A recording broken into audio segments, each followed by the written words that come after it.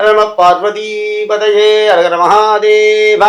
அன்பார்ந்த பக்தி ஒளி நேயர்களுக்கு சுவாமிநாத அனந்த கோடி நமஸ்காரம். ஓம் ஷத்வஜாத்மமேகனிகஸ்தாய தீமகே தன்னோ குரு பிரஜோதயாத்.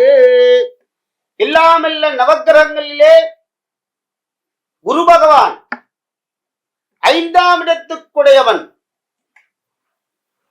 இந்த குரு பகவானுடைய குரு பயிற்சி காலம் அமோகமான ஒரு விஷயம் சார். என்ன அப்படின்னா, காசு கொட்டுன்னு கொட்டும். குரு பகவானை வழிபடுதல். இந்த குரு பகவானுடைய பொன்னும் பொருளும் அள்ளி கொடுக்கக்கூடியவன் குரு பகவான். சார் என்ன சார் குரு பயிற்சியில பண்றது? குரு பகவான் எப்படி அப்படின்னா, இந்த வருஷம் ஃபுல்லா பண்ணணும் சார். நீ குரு பயிற்சி அன்னைக்கு மட்டும் போக கூடாது. குரு பயிற்சி அன்னைக்கு அட்டண்டன்ஸ் போடுறத, ஸ்கூல்ல குழந்தை அட்மிஷன் பண்ற மாதிரி எந்த ஒரு பயிற்சி வந்தாலும், சனி பயிற்சியோ ராகு பயிற்சியோ இல்ல குரு பயிற்சி வந்தால் கோவில்ல போன அட்டண்டன்ஸ் போடுறத, சுவாமி என்ட்ரி ஆகிறார். அப்போ ஒண்ணுமே பண்ண மாட்டார். பயிற்சி காலத்துல பரிகாரம் கிடையாது. பரிகார ஹோமம் சொல்லுவார்கள். பயிற்சி காலத்துல பரிகாரம் நமக்காக பண்ணிக்கிறது இல்ல. சுவாமி வந்தோடனே சந்தோஷமா அவரை வரவேற்கிறோம். சார் என் ஜாதகத்துல குரு பகவான் நல்லா இல்லைன்னார். எங்காவது மாமி ஜாதகத்துல குரு பகவான் நல்லா இருக்கார் அப்படிங்கிறா. என் குழந்தை ஜாதகத்துல குரு பகவான் அப்படி இருக்கார். 12 ராசியில இப்ப ரிஷபத்துல இருந்து மிதுனத்துக்கு போறார். 11/5/2025 மத்தியானம் 1:19 மணிக்கு போறார். அது நமக்கு வேண்டாம். 12 ராசி கூடியது இந்த ராசியில எப்படி இருக்கார், அந்த ராசியில அதெல்லாம் வேணாம் சார். குரு பகவான வருடம் முழுவதும் எப்படி வழிபட வேண்டும், எப்படி சம்பாதிக்கக்கூடிய வழி கொடுக்கக்கூடியவர் குரு பகவான். தோண்டு போகாமல் இருப்பதற்கு அனுகிரகம் பண்ணக்கூடியவர் குரு பகவான். மனோ தைரியத்தை கொடுத்து புத்திஸ்தானத்திலே உட்கார்ந்து நல்வழிப்படுத்துவர் குரு பகவான். இவ்வளோ பெரிய விஷயம் சார் குரு பகவான்கிட்ட. குரு பயிற்சி அன்னைக்கு நம்ம கண்டிப்பா கோயிலுக்கு போகணும். இந்த வருஷம் ஞாயிற்றுக்கிழமை வேற, ரொம்ப அமோகம்.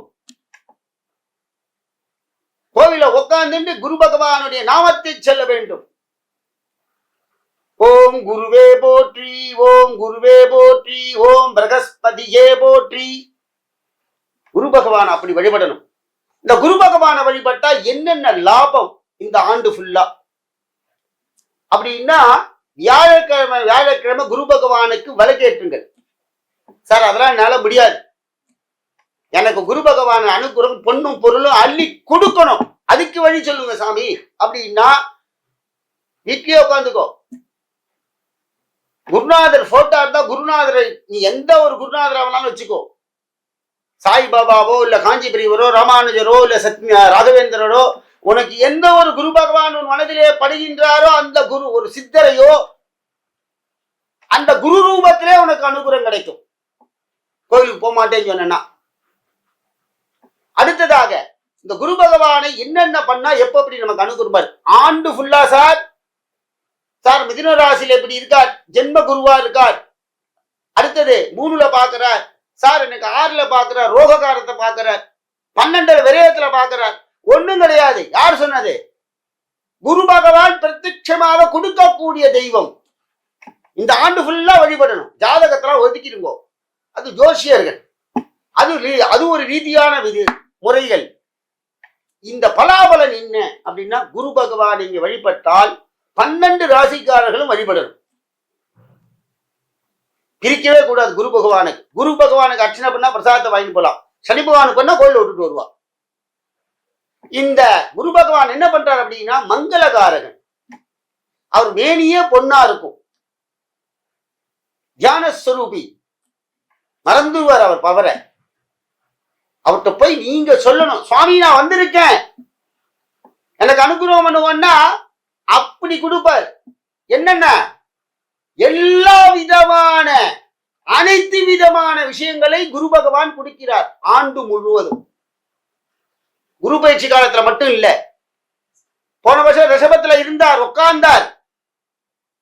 அப்ப ரிஷபத்துக்கு இப்ப 2ஆம் பார்வையா பாக்குறார் அப்படின்னா, ரிஷபகாரனுக்கு இப்பதான் இல்ல, அடுத்த மிதுனகாரனுக்கு வர்றார் அப்படின்னா, மிதுனகாரனுக்கு இருந்தால் கூட லாபமோ நஷ்டமோ சுவாமி 12 ராசியிலும் போயிட்டு வருவர். எங்க உட்கார்ந்தாலும் குரு பகவான் கெடுதல் பண்ண மாட்டார். பார்வை தான் இல்லாம போகும். அந்த பார்வை படணும் சார் நம்ம மேல. அந்த பார்வை படணும்னா நீங்க என்ன பண்ணணும்? குரு பகவானை வழிபடுங்கள். எல்லா ராசிக்காரரும் சார் எனக்கு விரயமா இருக்கு 12ஆம் ராசியில் அப்படின்னா குரு பகவான் உங்களை விரயம் பண்ண மாட்டார். 6ஆம் இடத்துல இருக்க குரு பகவான் மறைந்தார், ரோக நிவாரணம் மறைவு ஸ்தானமா உட்கார்ந்தார், மறைய மாட்டார். குரு பகவான் செய்யவே மாட்டார் சார். குரு பகவான் எப்பொழுதும் எல்லோருக்கும் நல்லதை செய்யக்கூடிய. குரு பார்த்தால் கோடி தோஷ நிவர்த்தி.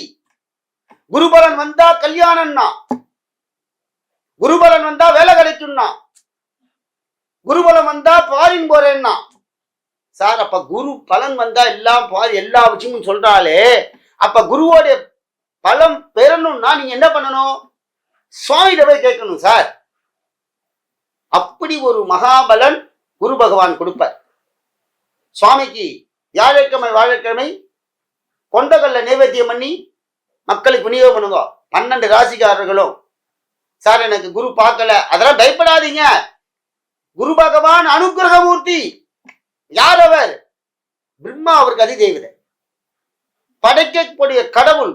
அடுத்த பிறவி மகாபிறவியா கொடுப்பார் குரு பகவான். குரு பகவான் இருக்க மகா பராக்கிரமான விஷயம் அவர். பிரம்மதேவர் வழிபடுறார் அவர். அடுத்ததாக அவருக்கு அதிபதியா இருக்கக்கூடியவர் யார் அப்படின்னா தட்சிணாமூர்த்தி. குரு முகாந்தம் இல்லாம ஒண்ணுமே பண்ண முடியாது. குருநாதர் இல்லாம ஒண்ணும் பண்ண முடியாது. அந்த குரு பகவானே தட்சிணாமூர்த்தி வழிபடுறார்.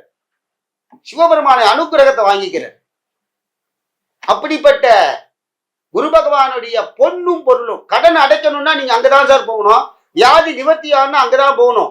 சார் எங்க காலத்துல ரொம்ப சீரியஸா இருக்கா, காப்பாற்றணும் அப்படின்னா குரு பகவான் போய் கேளுங்க. குரு பகவான் காப்பாற்றுவார். அவர் எப்படின்னா தியான சொருவி. அவர் மறந்துடுவார் தன்னையே. அவர்கிட்ட நீங்க வந்திருக்கேன்னு போய் அட்டனன்ஸ் சொல்லுங்க. அவருக்கு எடுத்து கொடுத்தால் கிள்ளி கொடுக்க மாட்டார் சார், கொண்டு கொட்டுவான். அள்ளி அள்ளி கொடுப்பார் அருளை. அவர் கிட்டக்க போய் ஞாபகப்படுத்தணும். சுவாமி நான் வந்திருக்கேன் அப்படின்னு நீங்க குரு பகவான் நவகிரகத்துல இருக்கவன்ட்ட போய் சொன்னீங்கன்னா நிறைய செய்வார். அதனால்தான் கோவில்ல போனா நவகிரகங்களை பிரதட்சணம் பண்ணணும். பிரதட்சணம் மட்டும் பண்ணக்கூடாது, ஒவ்வொரு நவகிரகத்தையும் பார்க்கணும் கண்ணால. கோவிலுக்கு போனீங்கன்னா எல்லாரும் சுவாமியை சுத்திட்டு வரா. ஒரு 2 செகண்ட் நில்லுங்க, நவகிரகங்களை பாருங்க, அவ முகத்தை பாருங்க, அழகா இருப்பா. யாரு நவகிரக சன்னதியில சுவாமியை பாக்குறா? ஒரு நிமிஷம் குரு பகவானை பார்த்து நிக்கணும். நீங்க கிழக்கு பக்கம் நிக்கிறீங்களா, கிழக்கு மேற்கு பார்த்து நிக்கிறீங்களா?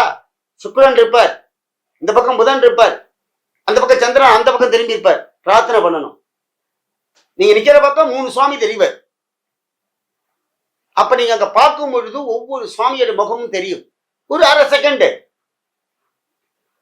ஆதித்யாய சோமாய மங்களாய புதாயஜா குரு சுக்ர நிப்பஸ்ய ராகவே கேதவே நமஹ. நவகிரகங்களை பேரை சொல்லிட்டு அப்படியே சுத்திட்டு வந்துருங்க. எந்த வேத மந்திரமும் வேண்டாம்.